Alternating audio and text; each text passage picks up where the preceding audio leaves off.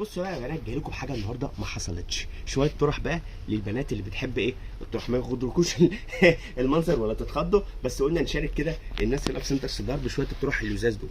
شايفين الطرحه دي؟ شايفين الجمال ده؟ شايفين الطول؟ بسم الله ما شاء الله. طرح كريب يا بنات ما حصلتش بصراحه، ما حصلتش. شايفين؟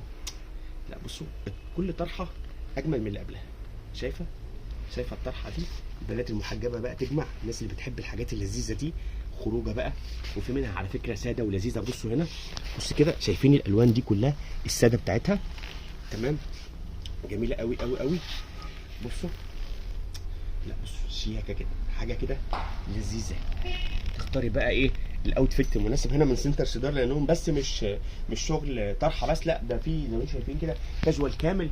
تختاري منه الاوتفيت المناسب. ولو ما بتحبيش بقى الكاجوال، عبايه بقى اللي انت عايزاها، ملحفه، دريسات، برده كل ده موجود. ولو انت برضك مش عايزه حاجه من ده ومن ده، عندهم هنا كوليكشن بيتي مميز جدا، والانجريهات وملابس داخليه. ولو انت خصوصا عروسه بتجهزي، الحته الحلوه دي بقى، هو بيقول لي الطرحه دي مجننه البنات كلها بتدور على الحته الكونفيرت دي، حته كونفيرت كده لذيذه. وعلى فكره منها الوان، تعالوا نشوف الوانها هنا. الوانها اهي، شايفين الالوان؟ الفواتح بقى عايزاها غوامق بكل الايه، بكل الالوان. ده اللون 2 3 4 5، كل ده موجود فين؟ سنتر صدار المنصوره، سكه جديده، شارع الورد. كوليكشن مميز جدا. ولو انت برضو ستايلك سواء كنت بتحبي الجيبه ما بتحبيش البنطلون، عندهم كوليكشن جيبه ما حصلش. استنوا فيديوهات جامده في سنتر صدار.